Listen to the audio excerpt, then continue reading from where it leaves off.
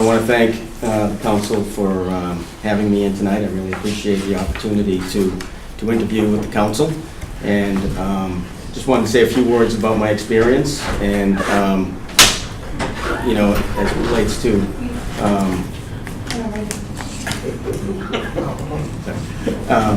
it relates to both municipal government as well as my experience outside of municipal government, because I've only been working directly in town government for just under 6 years. Started right here in Winthrop as the Chief Financial Officer, and I'm very proud of the work I did here in Winthrop. I believe we accomplished a lot while I was here, and I expect that a lot of that continued. I've been the town administrator in the town of Holbrook for the past just under 3 years, and really proud of what I've done there. In addition to being prior to being the town administrator there, I was the chairman of the Board of Selectmen for 5 years, I guess, since 2011. And so I've kind of seen it from both sides of the table, I guess you could say, having been chairman of the Board of Selectmen and having been the town administrator. You get to see the balance on both ends. And I think that adds to the skill set, frankly, of a town administrator, to understand what the governing body is looking for, how much information is the right balance, the difference between overload and making sure that they're well informed with all of the issues and things that are going on in town. And I believe I've done that well in Holbrook. And in addition to that, my earlier career was in finance, audit. I worked for the state for a few years as a legislative aide, and then for the state auditor's office. And then I went to work for PricewaterhouseCoopers for about 7 years, and then MIT. And so the last 2 tours there at MIT and PricewaterhouseCoopers, it was really focused more on higher ed consulting for PricewaterhouseCoopers. And then at MIT, I was working risk management out of the audit division. And on top of that, I've been in the military for 32 years, and that has provided me with certain skills and leadership qualities, I believe, that have served me well over the years. And I think that I like to look at things as the whole person, because all of your qualities and characteristics stem from who you are and your experiences. And I believe that my background is somewhat unique, but I believe I've been effective in the roles that I've had. Thank you.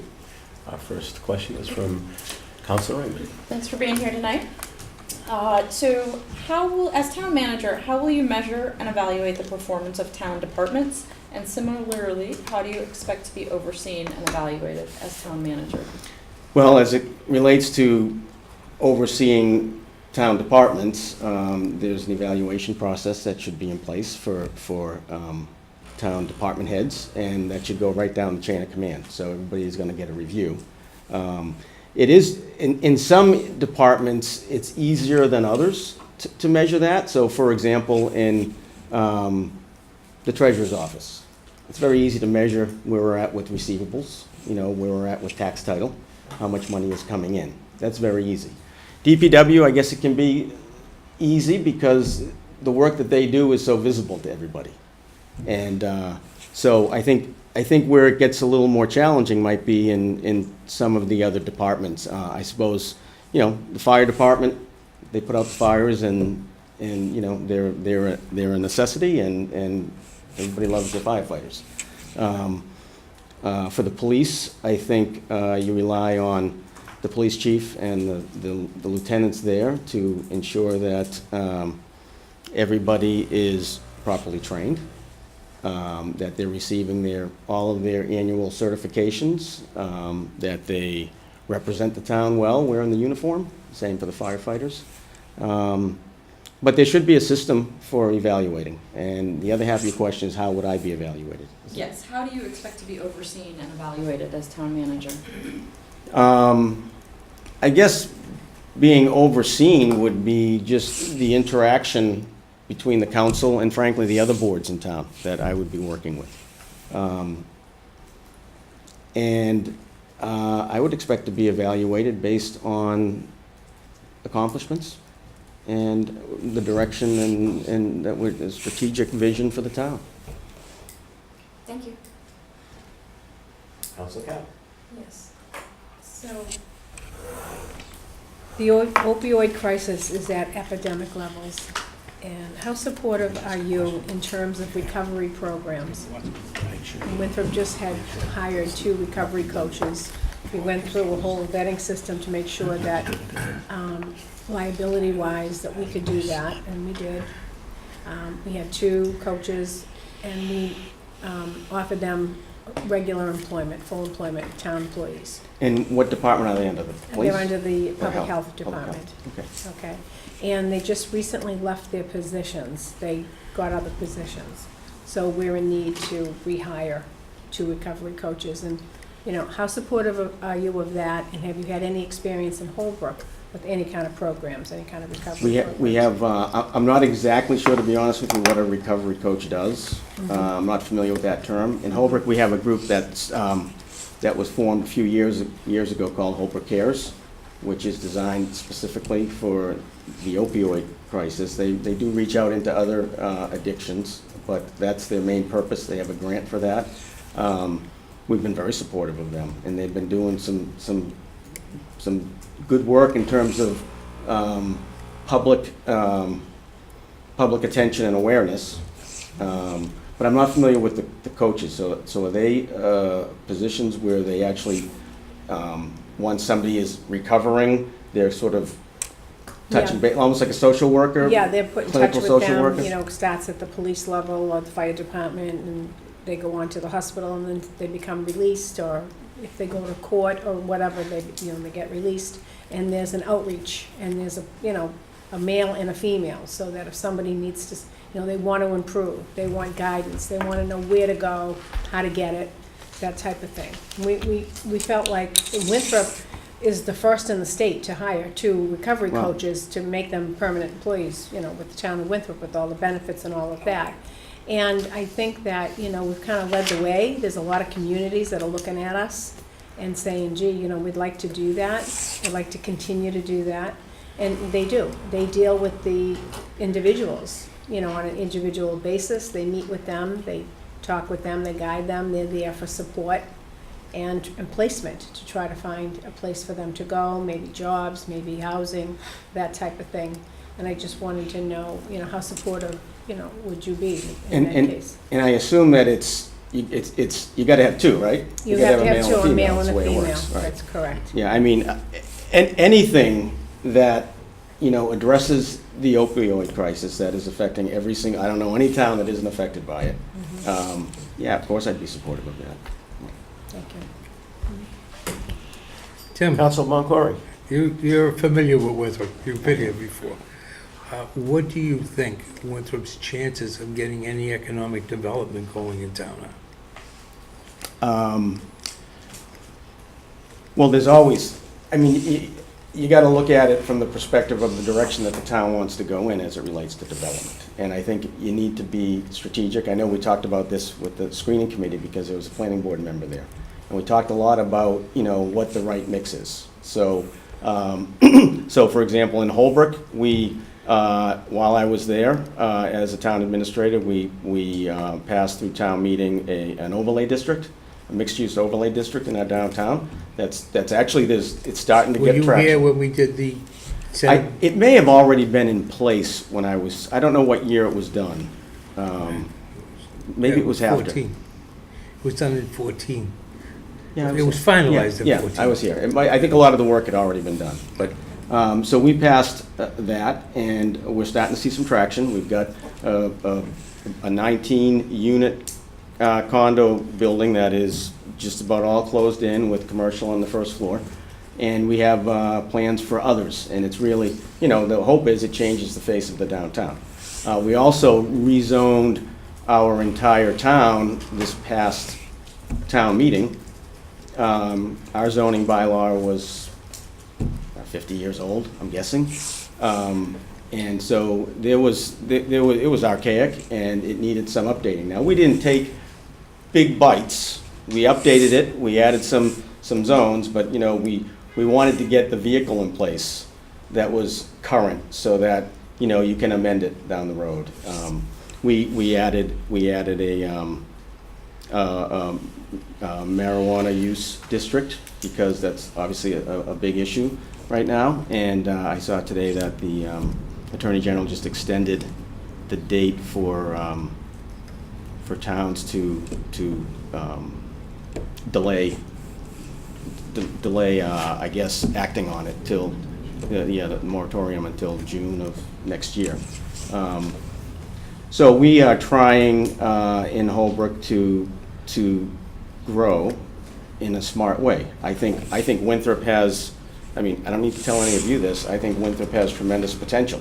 I think the proximity to Boston is obviously a huge asset, and I think the coastline creates an asset. I think development in the downtown and along the coastline, you know, or at least looking at what your options are there to maximize those two, you know, strengths of the town is something that should be in the future plans, you know, whatever that might mean, you know. And I believe that I think that the downtown area, especially, I know it's been in the news lately, and there's some work, you know, underway or a project that's been discussed. But I think you also have to be realistic. I don't think you're gonna get, you know, Nike to come and open up a headquarters. Not that you would want it. So, and the same is really true in Holbrook. I mean, we're you know, we're not isolated by water, but we don't have a highway near us, so we're never gonna grow industrially very much or commercially. I mean, we have restaurants and we have shops, but we're not going to have a huge commercial base. And I think towns need to be realistic as to not only what they want, but what they're capable of generating. But yeah, I think a bustling area attracts people. I think when you start to put up, you know, if the town's willing to look at, you know, a 20, 30, 40 unit development somewhere, it's going to generate traffic in the street below. You know, I think that's pretty, more than probable. That generally is what happens when you look at a mixed-use district. And I know you helped us with the new school. The old school's still standing there, and nothing's been done with it. How do developers come in? You saved that question. Oh, I thought you were. We're doing one each. Oh, I thought you said. All right, but I got an answer for you. It's okay. Council Attorney. Thanks for coming. So in many towns, there's a lot of that attitude, town versus schools. And we've tried very hard, and I think we've come a long way in changing that around Winthrop. But I think it's, you know, it's still a small town, and we have to work very closely with the schools. And I want to know what past experiences you might have that makes you knowledgeable and comfortable with working with the school department in terms of budget and everything else. All right, well, when I was here in Winthrop as the CFO, I was also the school business manager. I had to go and get certified as a school business manager, and I did that.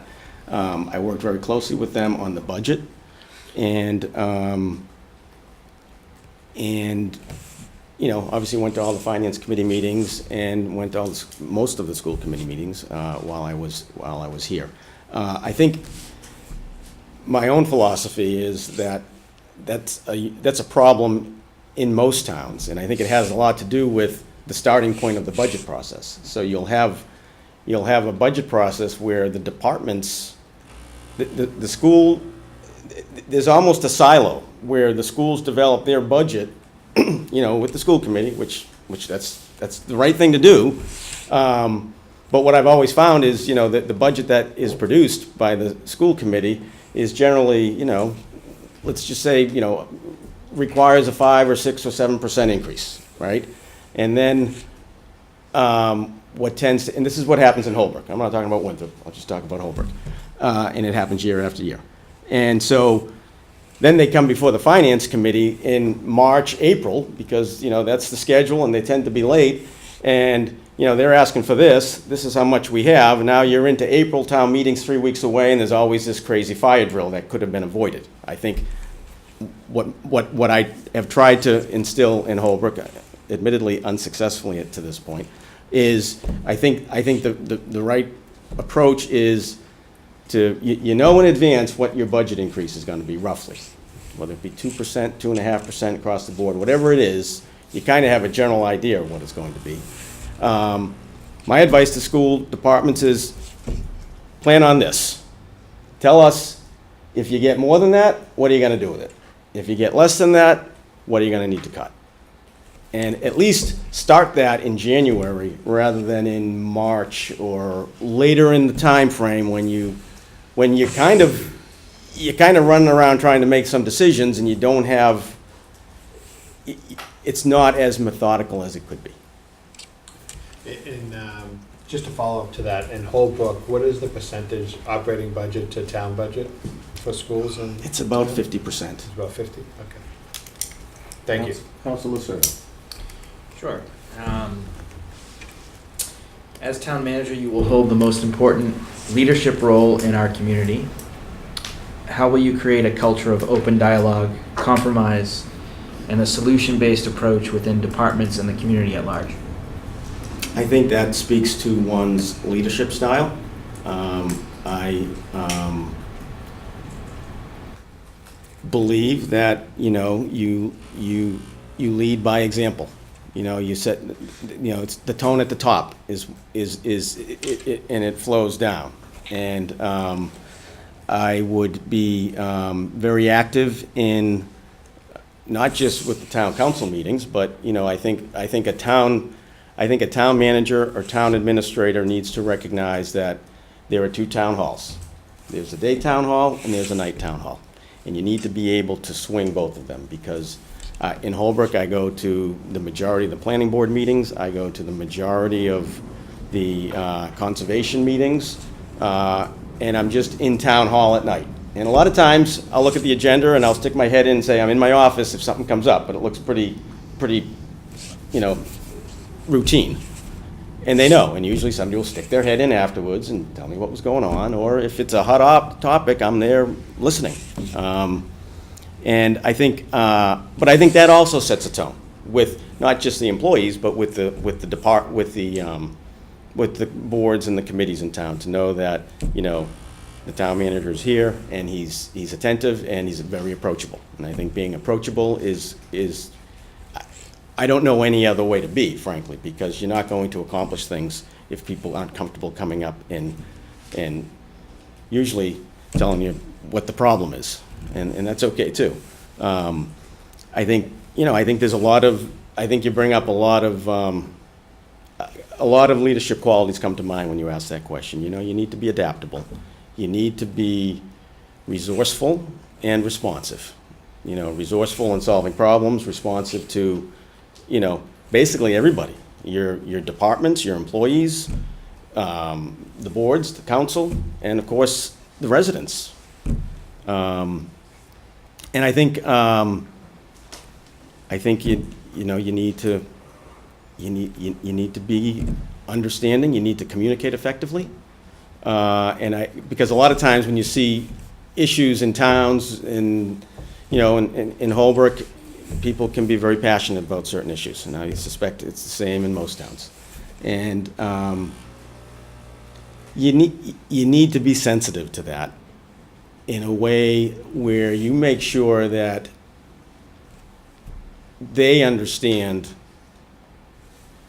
what you're trying to communicate, but at the same time, you got to make sure you get what their concerns are. And oftentimes, it's very negotiable. There are some issues that aren't. There are some issues that there are clear divisions. What was the second half of the question? It was for navigating the same approach, but with the community at large, which I think you covered a lot of that. Yeah. I think it applies from your department heads. I think you treat everybody equally, whether you report to them or they report to you. Thank you. Councilor McDuffie.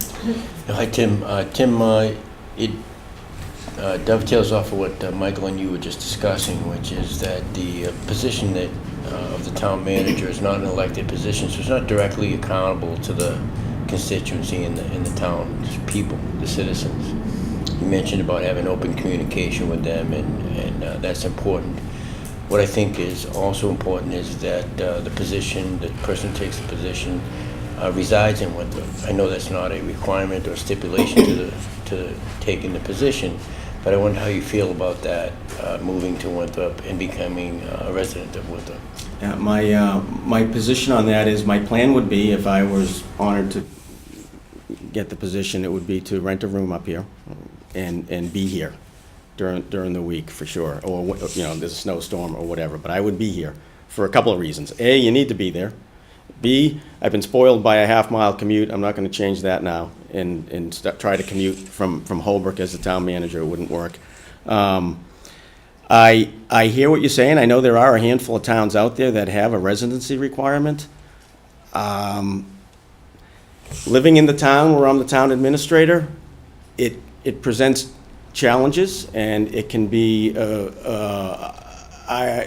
can result in burnout, I think, for some, where you don't have a break, I think what's critical is that you're always accessible, and I can tell you, if there's a big blizzard or a big storm or an emergency, I'm gonna be in Winthrop. Thank you. Okay.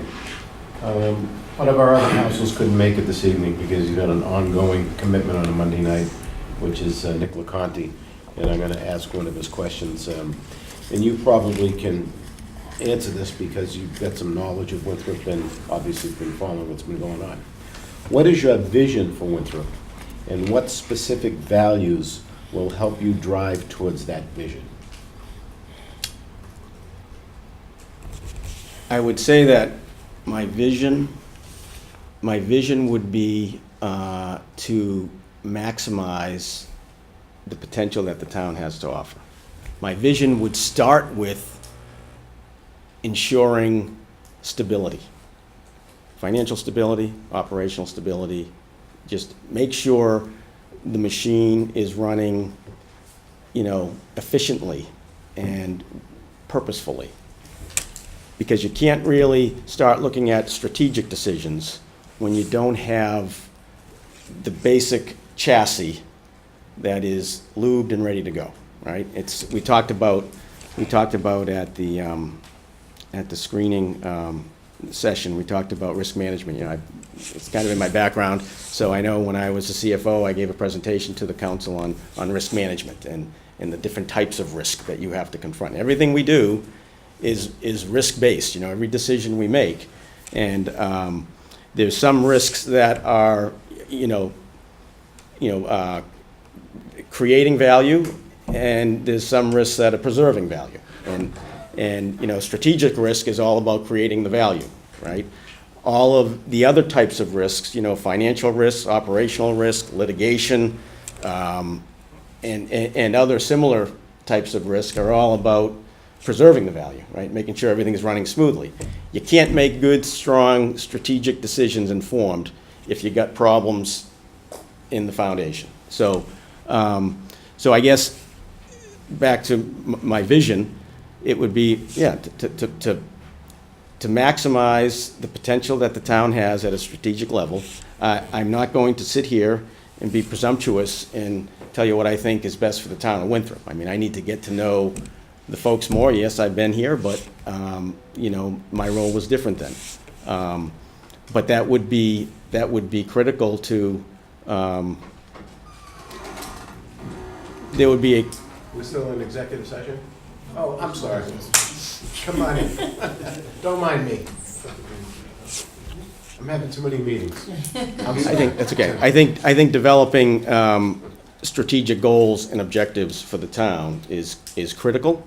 And I don't think you do that in a vacuum either. I think you need to work with not just the town council, the planning board, and other boards, but the residents, and figure out where that balance is. So that would be the vision part of it. What values do I bring to it? I think there's the Air Force core values are integrity first, service before self and excellence in all you do. Those are values I try to live by, whether I'm in my uniform or I'm in a town hall. And, that speaks to the need to obviously be honest, trustworthy, and to be able to, communicate effectively, honestly, and, with me, what you see is what you get. I'm gonna be pretty straightforward on issues and honest about it. Thank you, Tim. Counselor Amy. Thank you. Winthrop has significant capital needs. By way of example, town buildings, especially the fire stations, roads and sidewalks, and water and sewer infrastructure are in need of major improvements and/or replacement. Several DPW trucks were recently taken out of service because they were in such bad repair that they could not pass the state inspection. How would you approach the task of improving the town's ability to maintain, repair, and replace capital assets? Okay. Well, I think I'll take the process first. I know there was a capital planning committee here. I assume they still exist. And the one that we have in Holbrook, we have the process is you meet in December, and every department comes with their capital requests, and the committee sort of racks and stacks them and prioritizes them. We make sure that when we pass our annual operating budget, we do include capital costs in there. A capital budget, it varies depending on the year and what the flexibility we have. We have a capital stabilization fund, which Winthrop has as well. And we have a free cash policy by which certain percentages go into capital stabilization, certain stays as free cash. And so you need to have the funding. And Holbrook is not that unlike Winthrop in terms of the challenges with the budget. So we have our needs as well, I think. So you start the process off so that there's, again, time to think strategically and purposefully, and you're not, the day before town meeting trying to figure out who's going to support what. Not that you have town meeting here, I know, but so that's that. I think you should have a 5-year plan. I know fire departments are usually really good about scheduling out their assets and the equipment that they need. Police departments are usually pretty good about doing that, making sure they get a couple of vehicles every year. DPW, at least in Holbrook, they're behind the curve on that, but we're getting them to a place where they're able to project out. In a couple of years, we're going to need a new whatever this, backhoe or whatever it is. So that would be the planning process. The challenge is always funding, right? Was there a piece in there about infrastructure as well? Well, just to the extent that infrastructure is a capital asset, Right, yeah. I know when I was here, that I know Winthrop has been very active replacing water lines. So I don't know what, I know one thing that we had done in Holbrook about 2 years ago is we had a report done on, an aging report essentially on our water lines and on our streets in terms of the condition, so that we could prioritize every year which ones were needing replaced, what really needed to be done. And we work that list. That's what we go by. And it gets updated, and, basically streets come off, And what's good about that is you're able to make more informed decisions, because before we've had cases where you'd replace a street, and then a few years later you realize you got to replace the water line, and that's just not smart. And if you're going to do that, just because you want to do a mill and overlay, at least be aware that you're doing it. You might legitimately not have the money. The street might be a safety hazard, and you got to replace it. But know that, we should be doing the water line. We're not. This is going to be good for 5 years, and then we'll do the water line. Thank you. Council Callan. Hi, Tim. So I know that you specialized in finance. I know that's one of your very strong points. And, revenue is a major obstacle in our town, and I'm sure you're aware of that. Have you had or done anything innovative or had any innovative ideas on how to prepare for and deal with the rising costs of almost just about every level in government in the town? So in Holbrook, we've done a few things. I mean, the overlay district was one. We're getting new tax revenue in. I think I've tried to be very involved with the planning board's process, and sometimes meeting with the developer before they go before the planning board, and you know, trying to get a sense of what they're trying to accomplish, and you know, hold their hand a little bit if you need to, or you know, advise them accordingly. So that's one. That's kind of a soft approach, just making sure that you're maximizing what you have, and that you're getting the most out of your taxes. You know, a couple of other things we did in Holbrook. So we negotiated an agreement with a marijuana growing facility that will bring in not less than $200,000 a year, and I had mentioned that we rezoned. We took a really old industrial park on the edge of town that's in serious need of renewal, and it's been our adult entertainment district for probably 25 years, whenever the push was to adopt those districts, and now it is also our marijuana district. It's not a very it's not really conducive to either of those things. And right now, we have, except for the growing facility, because that's just a great big warehouse. And that's being built, and we negotiated pretty good, I guess it's an agreement with them. Host agreement? A host agreement, yes, I think so. And we've had another issue going on in town relating to a transfer station that has been very heated, and there's been a lot of debate and I guess conflict. It's been going on for a lot of years. It's on the edge of town. It's actually in the same area of town. That, if it comes to fruition and is past the Board of Health and the state DEP, will generate $500,000 in an agreement to the town, plus free trash pickup. Now, clearly, that's a controversial issue, and it's run the gamut, and it's been discussed. I am not advocating a trash transfer station for your town. But, you know, it was something that was there, and it's a revenue generator. But I think for a town like Winthrop, I think it's more challenging because you don't really have a lot of land. I think focusing in on the downtown area, and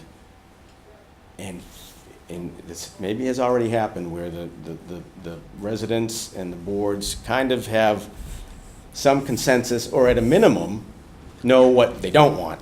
It's a lot easier to figure out what you don't want than to agree on exactly what you do want. And that's probably the best possible revenue generator. You already have the hotel tax. And in terms of attracting businesses, your commercial tax rate is low. You know, you got one rate. So, you know, I don't know that there would be really a benefit to adjusting that down. I don't think I mean, ours in Holbrook was the highest in the state. We're at 39 plus for our commercial tax rate. It was a killer. We have brought it down, and we balanced it out a little bit. I think, so those are a couple of areas. Thank you very much. Councilor Boncory. I think I go back to what I had started in talking about the middle school.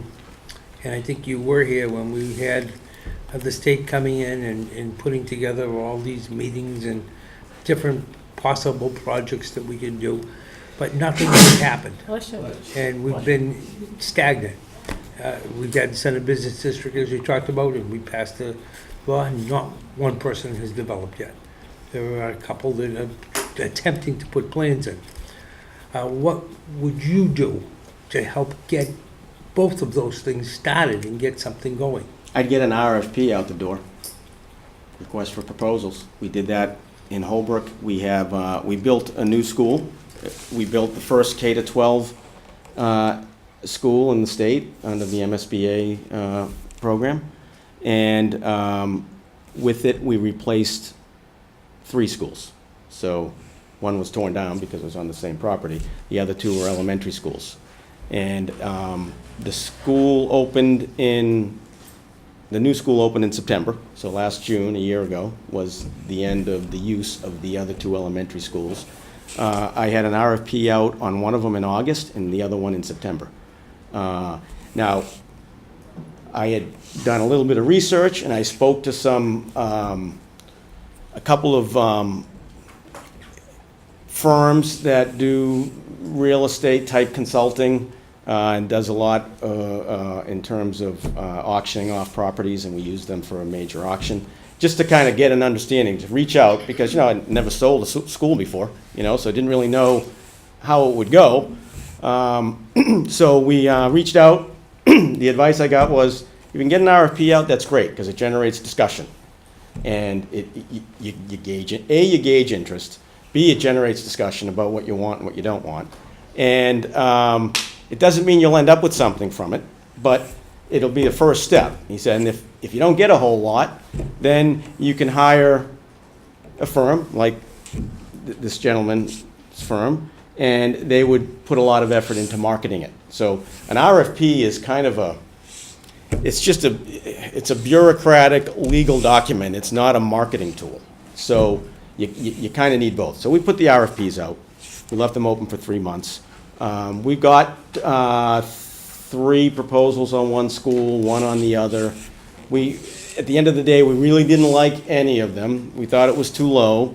So now we went back to not totally back to the drawing board, but now we're getting updated appraisals. We are spending more time reaching out to potential developers. As a result of the RFP, even though we had a couple of developers that missed the window, but called me afterward and said, whatever happened, I got a client that might be interested in, some condos and a supermarket. So what I would do is I would get an RFP out the door. You write it in a way where you prioritize the types of things that you'd be interested in. You don't have to be super specific, but you would generate, and you don't have to accept any of the offers. So, if somebody comes in with something that nobody is interested in, then it doesn't go anywhere. But that's what I would do for a first step.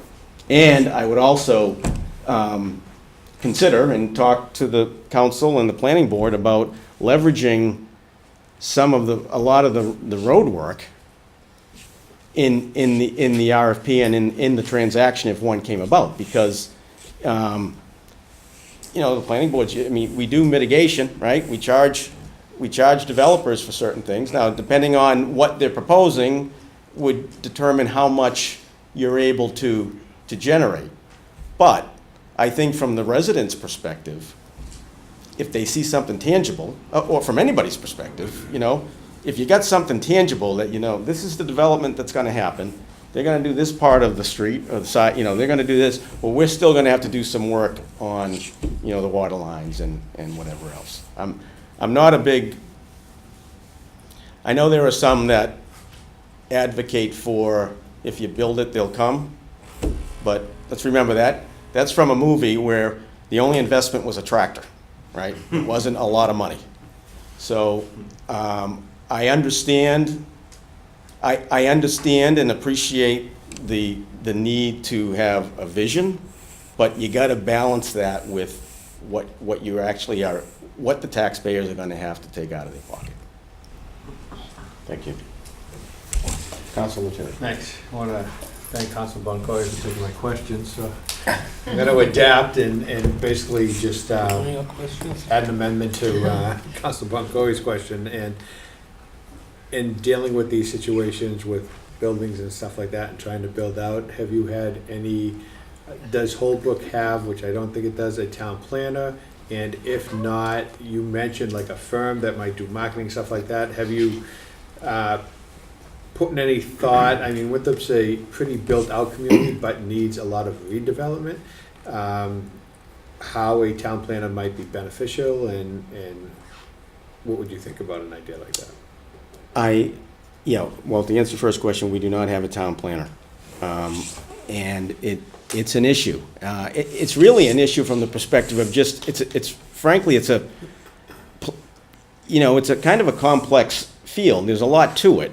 And it's something that, to have a planner or a resource, all of us would learn a lot from that, right? And even whether I don't know if it would need to be a full-time. I'd have to look at what other towns are doing, comparable size. Do they hire a full-time planner? I know a lot of towns have part-time planners or third-party consultants, which is all okay as long as you're asking the right questions and having them provide the service, as long as you can be very specific as to what you want to get out of it. I think that works. Same if you're going to get an employee. What do we want them to be doing? So, yes, planning is critical.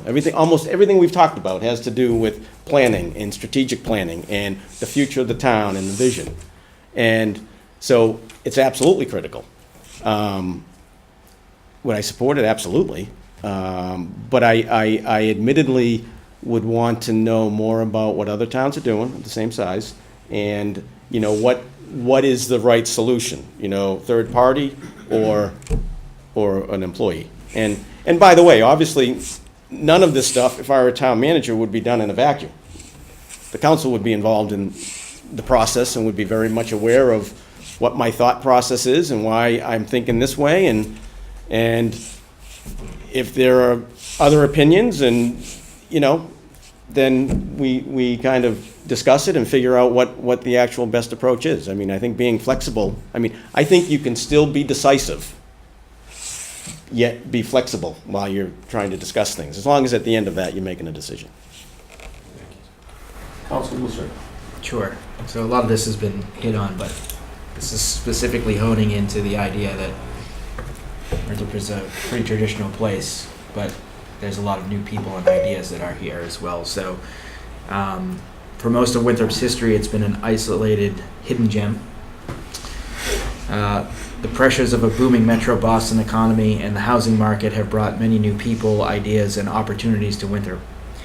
How will you approach economic development and modernization while honoring Winthrop's traditions? I guess to touch on something that we haven't talked about, I'd be interested in hearing from all of the, I think you made reference to new people coming in, and what their hopes are for the town, and how they see it growing. Because I think inevitably you have sort of a I'm not going to call it a conflict, but a variation in what certain people are looking for. You might have an older crowd that wants everything to stay just the way it is, and I can respect that. And you have a younger crowd potentially, or folks coming in new that have ideas of growth. And I think making sure that they each understand one another, that you're able to bring, good ideas that are beneficial for the town, that can be shared, and move forward with that and use that to, as I said, maximize the potential of the town. Thank you. Councilman Duffy. Tim, the development is the biggest issue, and you can hear it from the series of questions that have been asked by my fellow councilors. I think that it's great your municipal experience comes into play, and that's impressive. When my background is different, and I always worry and wonder about the slow process and stagnation that sometimes occurs within bureaucratic procedures to make something happen.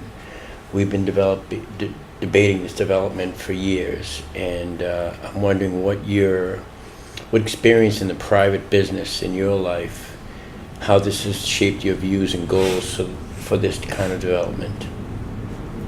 I guess my private experience is primarily my work with PricewaterhouseCoopers. I guess what I got out of that is, you're responsible for billable hours. If the client isn't happy, then, you're at risk, right? And so you had to be on your game, you had to perform, you had to be proactive, and you had to, you had to perform, which taught me a lot. It sharpened me, It's a competitive crowd, so I think I learned a lot from it, and I think it as I said earlier, you're a part of your experiences, so that's in my experiences. I've never owned my own business, so I can appreciate, the challenges that a business owner would have. I agree that some of the processes can be very slow. Some of that is within our control, and some of it is not, But I'm certainly sensitive to it. I mean, I'm sensitive to it,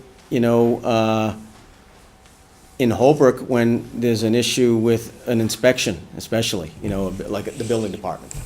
Whether there's a delay or somebody's trying to get an inspection done, whether it be electrical, plumbing, building, and for whatever reason they're having a problem, I want to know about it, because I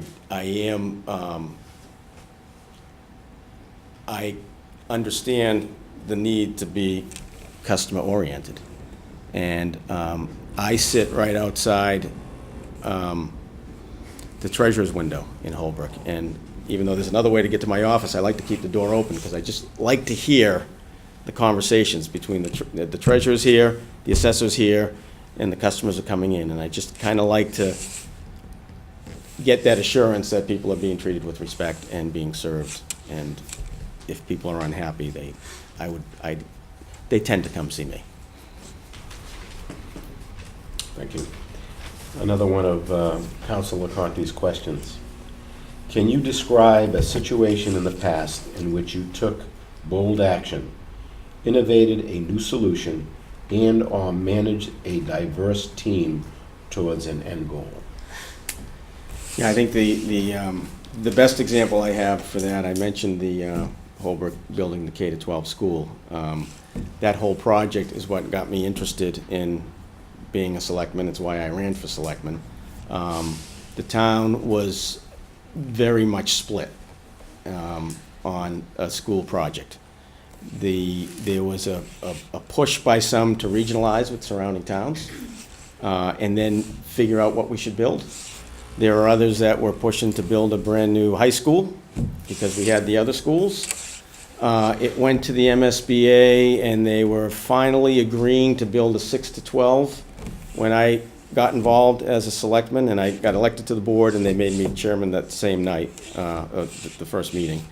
And I did not like the plan. I did not like building a 6 to 12 school and still having a K to 3 and then another school just for 2 grades. We have a total of 1,100 students. Didn't make any sense. I pushed to halt the project with the MSBA. This was in 2012. And to come up with another plan. And school committee wasn't happy. Of course, you needed the Board of Selectmen to sign off on the project. So school committee wasn't happy. There were a lot of parents that weren't happy about it. A lot of friends of mine that weren't happy about it. It didn't help that my children went to parochial school, so they weren't in the school district. And I took a big hit. I got hit hard.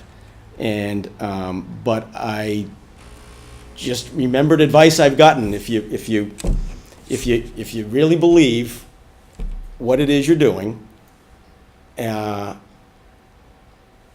and your gut tells you it's the right thing to do, then do it.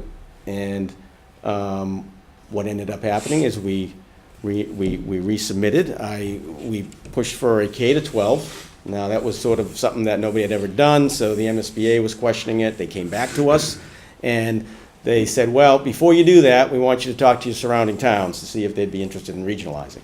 I was in the room, school committee members were in the room, superintendent was in the room, and that part of it was forgotten. And so we left there. I said, well, we got to arrange to meet with the towns. And suddenly, you know, it was, see, he doesn't want to build a school. You know, he wants to. But my goal was to make sure that we had the optimal plan for the town because we couldn't afford 2 schools, right? They're all needed to be replaced. That we had an optimal plan, and I really wasn't concerned if a year ticked by, because you're talking about a 50-year solution. I'm not saying that's the case for your downtown, but in this example, a year didn't matter that much, frankly. It mattered to some, maybe. And we went to all the neighboring towns. We couldn't come up with any interest in regionalizing. And my ultimate goal was to make sure that when the day came for me to speak to the voters of the town and tell them that we explored all the options, I wanted to be able to say that with honesty and integrity, because it was true, you know, as opposed to not going through all of that process. So that's what we did. We built the first K-12 school. It opened last September. First K-12 school funded by the MSBA. It passed. The rate that it passed was higher than Winthrop's. I think Winthrop was like 72%. We were like 76 or 77. I remember John Massaro making a comment to me about it. But so that was I'm so passionate about this, I forget who asked the question. So that was probably not only my first experience in public, elected office, it was by far the most challenging. Very good. Final question. How are you going to handle Massport and the MWRA as the town manager for Winthrop? Well, I'm aware of, I'll take a look at the contracts. I know there's agreements there.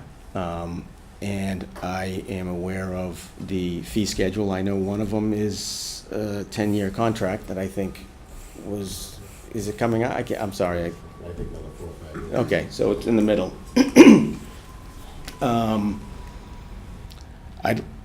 If we can get more money from them, of course, that would be the goal. We want to make sure they're complying with all of the requirements of the agreement. And for the MWRA, I know that they bring a lot of traffic over the roads and big trucks, and I know that's been a concern, at least when I was even here as a CFO. I'm not sure how you mitigate that. I know that they're paying money to essentially use the roads, right, to bring the waste out there. So I would have to look at the contracts and see if there were creative ways to maximize them. Very good. I'll give you an opportunity to sum up. Well, again, thank you for the time tonight. I appreciate it. And I appreciate being here. It would be an honor for me to serve as your next town manager.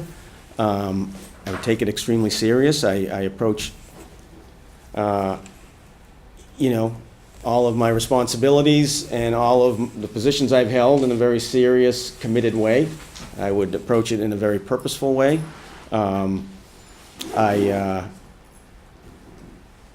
I do have a sense of humor, but I tend to be serious when you need to be serious, and would